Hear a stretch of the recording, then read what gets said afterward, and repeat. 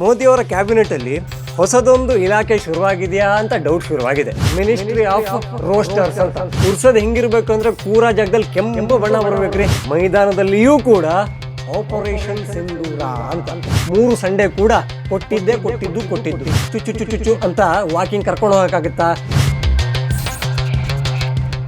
ಜೈ ಶ್ರೀರಾಮ್. ನಾನು Ajit Bopnalli. Welcome to Ashwavega. ಈಗ ನಮ್ಮ ದೇಶ ಹೇಗೆ ನಡೆಯುತ್ತೆ ಅನ್ನೋದು ನಿಮಗೆಲ್ಲ ತುಂಬ ಚೆನ್ನಾಗೇ ಗೊತ್ತಿದೆ.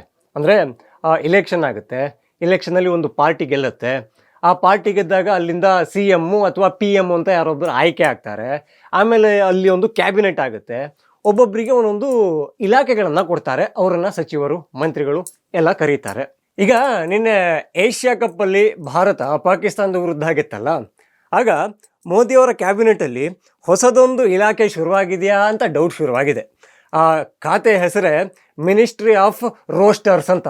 ಅಂದರೆ ಈ ಸೋಷಿಯಲ್ ಮೀಡಿಯಾದಲ್ಲಿ ಇರೋರಿಗೆ ರೋಸ್ಟಿಂಗು, ಟ್ರೋಲಿಂಗು ಇವೆಲ್ಲವೂ ಕೂಡ ತುಂಬ ಪರಿಚಿತವಾದ ಶಬ್ದ. ಯಾಕಪ್ಪ ಹೇಳ್ತಿದ್ದೀನಿ ಅಂದರೆ, ಈಗ ಟ್ರೋಲ್ ಮಾಡ್ತಾ ಇದ್ದಾರೆ ಅಂದರೆ ಏನೋ ಒಂದು ಸ್ವಲ್ಪ ಕಾಲು ಎಳಿತಾ ಇದ್ದಾರೆ ಅಂತ ಹೇಳ್ಬೋದು. ಟ್ರೋಲು ಅದ್ರ ವ್ಯಾಪ್ತಿ ತುಂಬ ಚಿಕ್ಕದು. ಆದರೆ ರೋಸ್ಟ್ ಮಾಡೋದು ಅಂತ ಇದೆಯಲ್ಲ, ಅದು ಭಯಂಕರ. ರೋಸ್ಟ್ ಮಾಡೋದು ಅಂದರೆ ಈಗ ಚಿಕನ್ ಗೀ ರೋಸ್ಟು, ಆ ರೋಸ್ಟು, ಈ ರೋಸ್ಟ್ ಎಲ್ಲ ಬರುತ್ತಲ್ಲ, ಅದೇ ಥರ. ಅಂದರೆ ಉರ್ಸೋದು ಹೆಂಗಿರ್ಬೇಕು ಅಂದರೆ ಕೂರಾ ಜಾಗದಲ್ಲಿ ಕೆಂಪು ಬಣ್ಣ ಬರ್ಬೇಕ್ರಿ, ಆ ಥರ. ಈಗ ಭಾರತದಲ್ಲಿ ಮೋದಿ ಅವಧಿಯಲ್ಲಿ 3 ಸಚಿವರು ಒಂದೇ ಖಾತೆಗೆ ಬಂದಿದ್ದಾರಾ ಅಂತ ಡೌಟ್ ಶುರುವಾಗಿದೆ. ಅದೇ ಮಿನಿಸ್ಟ್ರಿ ಆಫ್ ರೋಸ್ಟಿಂಗ್ ಅಂತ ಹೇಳಿದ್ನಲ್ಲ, ಅದರಲ್ಲಿ ಮೊದಲನಾಗಿ ಬಂದಿದ್ದೆ ಮೋದಿಯವರು. ಅವರು ಒಂದು ಟ್ವೀಟನ್ನು ಮಾಡಿದರು. ಭಾರತ ಏಷ್ಯಾ ಕಪ್ಪಲ್ಲಿ ಪಾಕಿಸ್ತಾನವನ್ನು ಸೋಲಿಸಿದ ಮೇಲೆ ಒಂದು ಟ್ವೀಟನ್ನು ಮಾಡಿದರು. ಏನು ಅಂತ ಕೇಳಿದ್ರೆ, ಮೈದಾನದಲ್ಲಿಯೂ ಕೂಡ ಆಪರೇಷನ್ ಸಿಂಧೂರ ಅಂತ. ಬೇಕಾ ಸಾಕಾ? ಪಾಕಿಸ್ತಾನಕ್ಕೆ ತಪರಾಕಿಯನ್ನು ಯಾವಾಗೆಲ್ಲ ಕೊಡಬೇಕಲ್ಲ ಆವಾಗೆಲ್ಲ ಮೋದಿಯವರು ಕೊಟ್ಟಿದ್ದಾರೆ. ತಮ್ಮ ಎಲ್ಲ ಬಲವನ್ನು ಪ್ರಯೋಗಿಸಿ ಬಲವಾಗಿಯೇ ಇಟ್ಟಿದ್ದಾರೆ. ಸೊ ಇನ್ನೊಬ್ಬರು ಬರೋದೇ ಅಮಿತ್ ಶಾ ಅವರು, ಮೋಟಾಬಾಯ್ ಅಂತ ಕರೀತಾರಲ್ಲ ಅವರು ಪಾಪ ಶುರುವಲ್ಲಿ ತುಂಬ ಡೀಸೆಂಟಾಗಿ ಭಾರತದ ಗೆಲುವಿಗೆ ಶುಭಾಶಯಗಳು ಅಂತಲೇ ಶುರು ಮಾಡಿದ್ರು ಕೂಡ, ಆಮೇಲೆ ಈ ಕೊಂಕಣ ಸುತ್ತಿ ಮೈಲಾರಕ್ಕೆ ಬರೋದು ಅಂತಾರಲ್ಲ, ಅದೇ ಥರ ಕೊನೆಯಲ್ಲಿ ಬಂದಿದ್ದು ಆಪರೇಷನ್ ಸಿಂಧೂರಕ್ಕೇನೆ. ಯೋಗಿ ಬಾಬಾ ಗೊತ್ತಲ್ಲ, ಅವ್ರದ್ದು ಸೀದಿ ಬಾತ್ ನೋ ಬಕ್ವಾಸ್, ಫೀಲ್ಡ್ ಯಾವುದಾಗಿದ್ರು ಕೂಡ ನಾವು ಹೊಡೆಯೋದೆ ಅನ್ನೋ ಥರದಲ್ಲಿ ಹಾಕಿದ್ರು. ಈ ರೋಸ್ಟಿಂಗ್ ಲೆವೆಲ್ ಇದೆಯಲ್ಲ, ಪ್ರಧಾನಿ ನರೇಂದ್ರ ಮೋದಿ ಅವರು, ಹೋಮ್ ಮಿನಿಸ್ಟರ್ ಅಮಿತ್ ಶಾ ಅವರು, ಹಾಗೆ UP CM ನಮ್ಮ ಯೋಗಿ ಆದಿತ್ಯನಾಥ್ ಅವರು ಈಗ ರೋಸ್ಟರ್ಸು ಅಂದರೆ ಅವರ ಬಗ್ಗೆ ತುಂಬ ಮಾತಾಡಬೇಕು, ಕಟುವಾದ ಶಬ್ದಗಳನ್ನು ಬಳಸಬೇಕು, ಅಥವಾ ಈ ಸಟೈರನ್ನು ಹಾಕಬೇಕು, ಅದು ಯಾವುದೂ ಇಲ್ಲ. ಅವರು ಬಳಸಿರೋ 4-5 ಶಬ್ದಗಳಲ್ಲೇ ಅವರು ರೋಸ್ಟಾಗಿ, ವೂಸ್ಟಾಗಿ, ವೇಸ್ಟಾಗಿ ಹೋಗಿದ್ದಾರೆ. ಯಾಕೆಂದರೆ ಭಾರತದ PM ಒಂದು ಟ್ವೀಟನ್ನು ಮಾಡ್ತಾರೆ ಅಂದರೆ ಪ್ರತಿಯೊಂದು ಶಬ್ದವನ್ನು ಕೂಡ ಅಳೆದು ತೂಗಿನೇ ಹಾಕಿರ್ತಾರೆ. ಅಂಥದ್ರಲ್ಲಿ ಮೈದಾನದಲ್ಲೂ ಆಪರೇಷನ್ ಸಿಂಧೂರ ಅಂತ ಹಾಕಿದಾರಲ್ಲ, ಪಾಕಿಸ್ತಾನದ ಮರ್ಯಾದೆಯನ್ನು ಯಾವ ಮಟ್ಟಕ್ಕೆ ಮತ್ತೊಮ್ಮೆ ಹರಾಜು ಹಾಕಿದ್ದಾರೆ ಅಂತ ಯೋಚನೆ ಮಾಡಿ. ಇನ್ನು ಅಮಿತ್ ಶಾ ಅವರು ಕೂಡ ಅಷ್ಟೇ, ಆಪರೇಷನ್ ಸಿಂಧೂರದ ಬಗ್ಗೆನೇ ಯೋಚನೆ ಮಾಡಿದ್ರು, ಹಾಗೆ ಅದ್ರ ಬಗ್ಗೆನೇ ಪೋಸ್ಟ್ ಮಾಡಿದರು. ಅದರ ಜೊತೆಗೆ ನಮ್ಮ ಕ್ರಿಕೆಟರ್ಸ್ ಇದ್ರಲ್ಲ, ಅವರಂತೂ ರೋಸ್ಟ್ ಮಾಡೋದ್ರಲ್ಲಿ ಎತ್ತಿದ ಕೈ ಆಗ್ಬಿಟ್ಟಿದ್ರು. ಪಾಪ ಅಡ್ನಾಡಿ ಪಾಕಿಸ್ತಾನ ಫಸ್ಟ್ ಮ್ಯಾಚ್ ಆಗ್ತಿದ್ದಂಗೆ, ಅಯ್ಯೋ ನಮ್ಗೆ ಶೇಕ್ ಹ್ಯಾಂಡೇ ಕೊಡಲಿಲ್ಲ ಭಾರತ, ನಾವು ಬಾಯಿ ಅಂದ್ಕೊಂಡು ಕ್ರಿಕೆಟ್ ಆಡೋಕ್ಕೆ ಬಂದರೆ ಇವರು ಟಾಸ್ ಮಾಡಿದ್ರು ಹಾಗೆ ಹೋದರು, ಮ್ಯಾಚ್ ಗೆದ್ರು ಹಾಗೆ ಹೋದರು, ಹೋಗಿ ಪೆವಿಲಿಯನ್ ಬಾಗ್ಲಾಕೊಂಬಿಟ್ರು, ನಮಗೆ ಮಾತ್ರ ಕ್ಯಾರೆ ಅನ್ನಲಿಲ್ಲ, ಮೂಸು ಕೂಡ ನೋಡಲಿಲ್ಲ ಅಂತ ಅಳ್ತಾ ಇತ್ತು. ಆದರೆ ಆ ಸಂಡೇ ಬಿಟ್ಟಾಕಿ ನೆಕ್ಸ್ಟ್ ಸಂಡೇನೂ ಬಂದರು, ಆ್ಯಂಡ್ ನಿನ್ನೆ ಸಂಡೇನೂ ಸಿಕ್ಕಿದ್ರು. 3 ಸಂಡೇ ಕೂಡ ಕೊಟ್ಟಿದ್ದು. ಅವರಿಗೆ ಶೇಕ್ ಹ್ಯಾಂಡ್ ಕೊಡಬೇಕಿತ್ತಂತೆ. ಅಣ್ಣ, ನಾವು ಕಪ್ಪು ಕೂಡ ಪ್ಲ್ಯಾನಲ್ಲೇ ಬಂದಿರಲಿಲ್ಲ, ಇನ್ನು ಶೇಕ್ ಹ್ಯಾಂಡ್ ಕೊಡ್ತೀವ?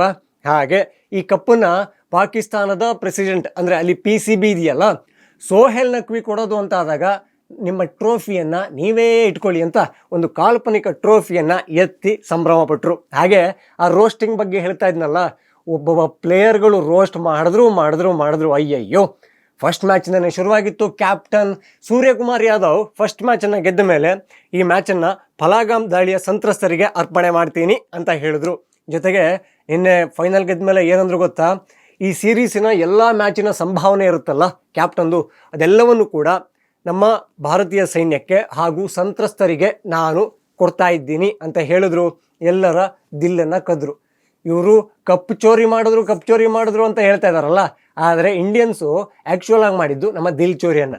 ಅಭಿಷೇಕ್ ಶರ್ಮಾ ಇರ್ಬೋದು, ಶುಭ್ಮನ್ ಗಿಲ್ ಇರ್ಬೋದು, ಹರ್ಷದೀಪ್ ಸಿಂಗ್ ಇರ್ಬೋದು, ಆ ಬೂಮ್ರಾ ಇರ್ಬೋದು, ಅಲ್ಲೊಬ್ಬ ತಲ್ಕಟ್ಟನ ಮಗ ರೌಫ್ ಇದಾನಂತಲ್ಲ, ಅವನು ಹೀಂಗಂತಾನಂತೆ. ಅಂದರೆ ಈ ನಮ್ಮ ಏರ್ ಬೇಸ್ ಕಡೆಗೆ ನಿಮ್ಮ ರಫೇಲ್ ಬಂದಿತ್ತು, ನಾವು ಹಿಂಗೆ ಬಂದಿದ್ದನ್ನು ಹೊಡೆದಾಕ ಹಿಂಗೆ ಮಾಡಿದ್ವಿ ಅಂತ. ಅದಕ್ಕೆ ಬೂಮ್ರಾ ಕೊಟ್ಟ ಉತ್ತರವನ್ನು ನೋಡಿದ್ದೀರ, ಅದು ವೈರಲ್ ಆಗಿತ್ತು, ಟ್ರೆಂಡಲ್ಲಿ ಇರಲಿಲ್ಲ, ವೈರಲ್ ಆಗಿತ್ತು. ಅವನು ಕಣ್ಣು ಮುಚ್ಚಿ ತೆಗೆಯೋದ್ರೊಳಗೆ ಸ್ಟಂಪ್ ಅನ್ನೋದು ಮುಕ್ಕಾಲಡಿ ಮುಂದೆ ಹೋಗಿ ಬಿದ್ದಿತ್ತು. ಆಮೇಲೆ ಬೂಮ್ರಾ ಕಡೆಯಿಂದ ಕೂಡ ಅದೇ ಸೆಲೆಬ್ರೇಷನ್ ಬಂತು. ಸೊ ನಿನ್ನೆ ಕಂಪ್ಲೀಟ್ ಭಾರತ ರೋಸ್ಟ್ ಮಾಡೋಕ್ಕೆ ಫಿಕ್ಸ್ ಆಗಿಬಿಟ್ಟಿತ್ತು. ಆ ಕಡೆ ಪಾಪ ಸೌದಿಗೆ ಬಂದಿದ್ದೀವಿ, ನಮ್ಮ ದೇಶದಲ್ಲಿ ಹೊಟ್ಟೆಗೆ ಹಿಟ್ಟಿಲ್ಲ, ಇಲ್ಲಿ ಟೋಸ್ಟ್ ಆದರೂ ಸಿಗುತ್ತಾ ಅಂತ ಪಾಕಿಸ್ತಾನ ಅಲ್ದಾಡ್ತಾ ಇದ್ರೆ, ಅಲ್ಲಿ ಕೂಡ ಹೋಗೋ ಟೈಮಲ್ಲೂ ಮುಖ ಎತ್ತದೇ ಇರೋ ಥರ ಮಾಡಿದೆ ಟೀಮ್ ಭಾರತ. ಇದಕ್ಕೆ ಖುಷಿಯಾಗಲ್ವಾ? ಖಂಡಿತ ಆಗುತ್ತೆ. ಯಾಕೆಂದರೆ ಯಾವ್ಯಾವ ಭಿಕಾರಿಗಳನ್ನು ಎಲ್ಲೆಲ್ಲಿ ಇಡಬೇಕೋ ಅಲ್ಲಿಗೇ ಇರಬೇಕು. ಯಾರಿಗಾದರೂ ಸಹಾಯ ಬೇಕು ಅಂದರೆ ಮೊದಲನೇದಾಗಿ ಇರೋದೇ ಭಾರತ. ಆದರೆ ಈ ಅಪಾತ್ರರಿಗೆ ಸಹಾಯ ಮಾಡಲೇಬಾರ್ದು ಅಂತ ಕೃಷ್ಣ ಹೇಳಿದ್ದಾನೆ. ಈಗ ಕೈಲಾಗದವರು ಅಥವಾ ಯಾರಿಗಾದರೂ ಸಹಾಯ ಬೇಕಿದ್ದಲ್ಲಿ ಬೇಕು ಅಂದರೆ ಸಾಕು, ಮೊದಲು ನಿಲ್ಲೋದು ಭಾರತ. ಅದು ಅಫ್ಘಾನಿಸ್ತಾನ ಆಗಿರ್ಬೋದು, ಬೇರೆ ಬೇರೆ ದೇಶ ಆಗಿರಬಹುದು. ಆದರೆ ಅಪಾತ್ರರಿಗೆ ದಾನ ಮಾಡಬೇಡ ಅಂತ ಶ್ರೀಕೃಷ್ಣ ಹೇಳಿದ್ದಾನೆ. ದಾನವನ್ನು ಇಸ್ಕೊಂಡು ಈಗ ಹಾಕಿರೋ ಬಿಸ್ಕೆಟನ್ನು ತಿಂದು ಅಟ್ಟಿಸ್ಕೊಂಬರೋ ಬೀದಿ ನಾಯಿಗಳಿಗೆ ಮತ್ತೆ ಬಿಸ್ಕೆಟ್ ಹಾಕೋಕ್ಕಾಗುತ್ತಾ? ಅದಕ್ಕೆ ಹೊಲವನ್ನು ತೋರ್ಸೋಕ್ಕಾಗುತ್ತಾ? ತಲೆಯನ್ನು ಸವರಕ್ಕಾಗುತ್ತಾ? ಹೊಸದೊಂದು ಬೆಲ್ಟ್ ತರೋಕ್ಕಾಗುತ್ತಾ? ಈ ಸೋಪ್ ಹಚ್ಚಿ ಸ್ನಾನ ಮಾಡ್ಸೋಕ್ಕಾಗುತ್ತಾ? ಚುಚ್ಚು ಚುಚ್ಚು ಚುಚ್ಚು ಅಂತ ವಾಕಿಂಗ್ ಕರ್ಕೊಂಡು ಹೋಗೋಕ್ಕಾಗುತ್ತಾ? ಖಂಡಿತ ಇಲ್ಲ. ಪಾಕಿಸ್ತಾನಕ್ಕೆ ನಿನ್ನ ಔಕಾತ್ ಏನಿದೆ ಅದನ್ನು ಅಲ್ಲೇ ಇಟ್ಕೋ, ನಿನ್ನ ಇಜ್ಜತ್ ಏನಿದೆ ನಾನು ತೋರಿಸ್ತೀನಿ ಅಂತ ಭಾರತ ಹೇಳಿದೆ. ಅದೇ ಥರ ಮಾಡಿಸಿದೆ. ಅದೇ ಥರ ನಮ್ಮ ಮೋದಿಯವರು, ಅಮಿತ್ ಶಾ ಅವರು, ಯೋಗಿ ಆದಿತ್ಯನಾಥ್ ಅವರು, ಹಾಗೆ ಓವರ್ ಆಲ್ ಟೀಮ್ ಇಂಡಿಯಾ. ಆ ಹರ್ಷದೀಪ್ ಸಿಂಗ್ ಅಂತೂ ಹೇಳಬಾರ್ದು ಕೇಳಬಾರ್ದು. ಅವ್ರ ಎಪ್ಪಂದು ಸೋಷಿಯಲ್ ಮೀಡಿಯಾ ತೆಗೆದ್ರೆ ಸಾಕು, ಅದು ರೋಸ್ಟೆಲ್ಲ ವೂಸ್ಟ್ ಮಾಡಿ ಹಾಕ್ಬಿಟ್ಟಿದ್ದಾನೆ, ಅಷ್ಟು ಉರ್ಸಿದ್ದಾನೆ.